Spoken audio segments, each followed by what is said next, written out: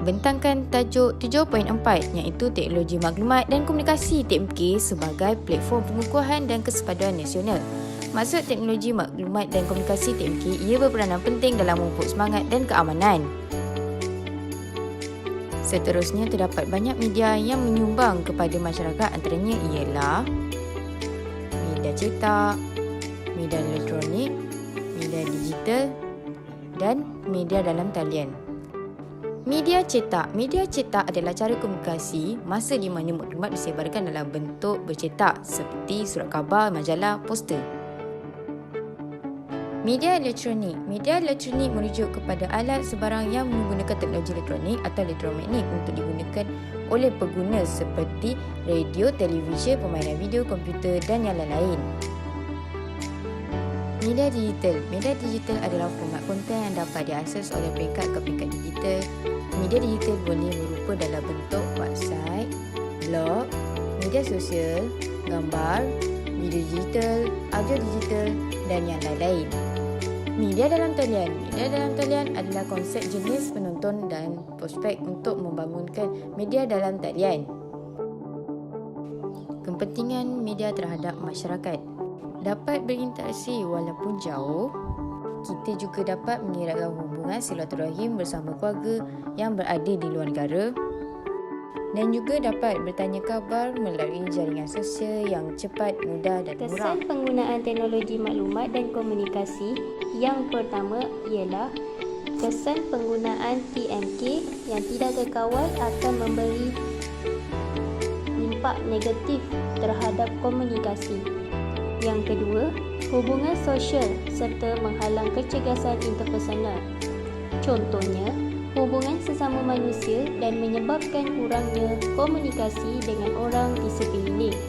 Yang keempat, keasyikan melayari internet, menonton televisyen, menggunakan gadget menyebabkan kurang berinteraksi dengan orang lain dan mengasingkan diri dengan orang lain.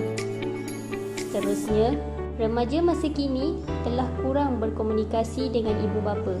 Kepesatan teknologi moden dalam bidang komunikasi dan melebarkan jurang interaksi antara remaja dengan ibu bapa. Hal ini amat bertentangan dengan nilai kekeluargaan dalam masyarakat. Dahulu, praktisi interaksi ibu bapa dengan anak secara bersemuka. Teknologi maklumat dan komunikasi berperanan penting dalam mewujudkan hubungan yang baik di kalangan masyarakat. TMK juga tidak dinafikan mempercepatkan dan mengukuhkan hubungan antarabangsa. Kewujudannya yang membolehkan manusia dapat berkomunikasi di seluruh dunia.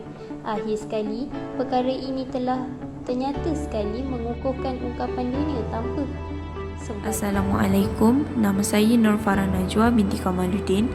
Nombor matrik 14 DPR 21F2054. Hari ini saya nak terangkan untuk isu semasa teknologi maklumat dan komunikasi. Antara isu-isunya adalah yang pertama, jenayah cyber. Semakin maju teknologi maklumat, semakin meningkat juga jenayah cyber yang telah berlaku. Jenayah cyber yang dimaksudkan itu adalah seperti penipuan secara atas talian, berlaku transaksi palsu, buli cyber dan macam-macam lagi. Contohnya adalah seperti laman web yang tidak rasmi dalam perbankan online dan laman web yang tidak rasmi. Ianya akan memudaratkan pengguna dan dengan itu pengguna tanpa sedar telah memberi kata laluan mereka ataupun password mereka kepada penjenayah cyber ini. Perkara ini akan memudahkan lagi penjenayah cyber untuk mereka menggodam atau mencuri informasi perbankan pengguna bertujuan untuk mencuri ataupun untuk memindahkan wang pengguna kepada jenayah cyber ini. Kelicikan penjenayahan cyber ini juga mampu untuk menggodam sistem pertahanan negara dan rahsia-rahsia kerajaan. Perkara ini boleh membuatkan ataupun boleh mendedahkan sebuah negara ini daripada ancaman luar. Penipuan jual beli dalam talian juga membawa kerugian besar kepada pembeli atau penjual. Contohnya, melibatkan jual beli barang dengan pembelian komersial oleh pihak tertentu. Contohnya seperti mangsa akan menerima komersial sebanyak 20% daripada nilai barang yang dijual kepada mereka. Kemudian, angka tersebut akan meningkat mengikut barang sehingga boleh mencecah puluhan ribu. Perkara ini amat membimbangkan atau sangat membimbangkan apabila harga barang yang dijual terlalu mahal dan wang mangsa yang kena tidak dapat semula apabila hubungi pihak yang berkenaan ataupun pihak yang menjual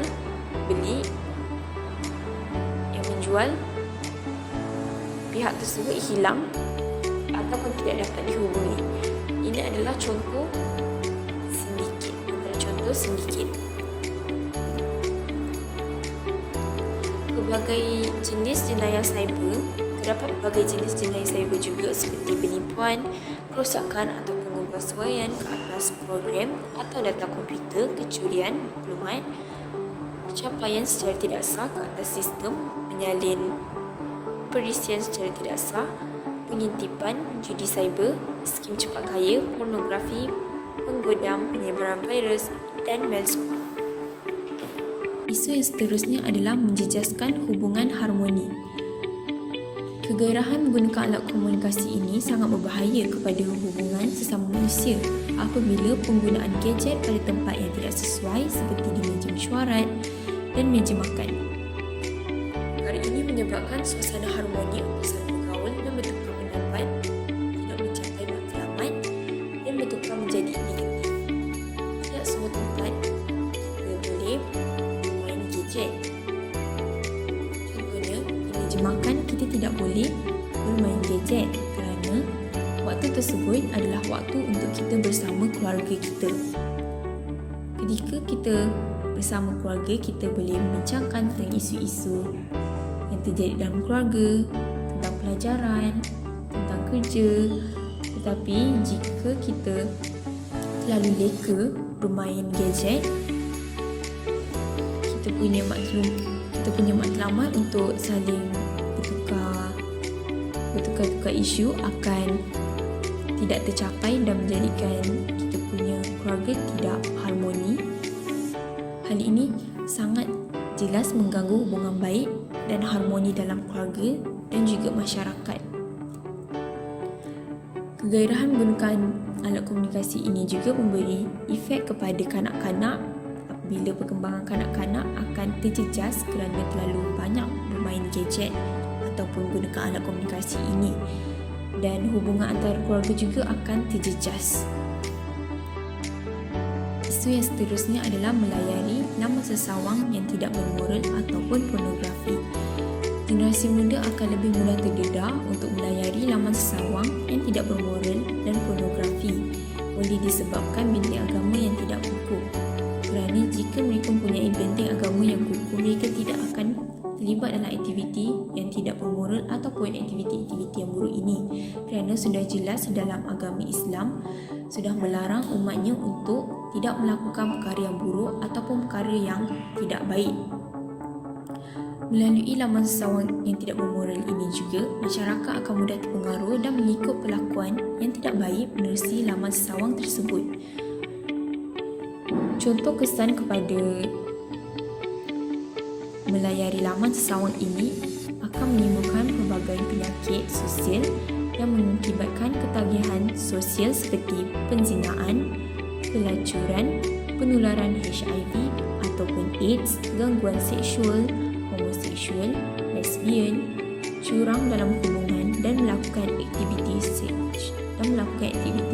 seksual sebelum kahwin dalam kalangan remaja.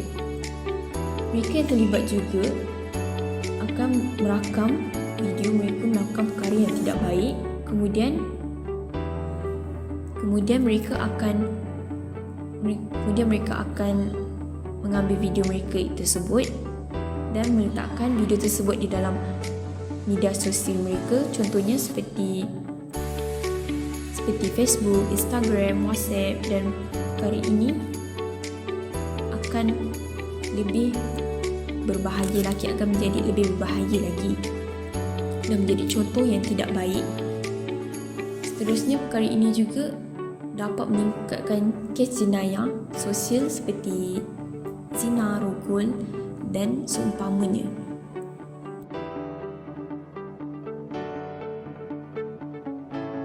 7.5 isu semasa teknologi maklumat dan komunikasi TMK. Pertama ialah menceroboh halaman web. Pengguna dilarang mengganggu atau menceroboh halaman web mana-mana jabatan, organisasi atau negara.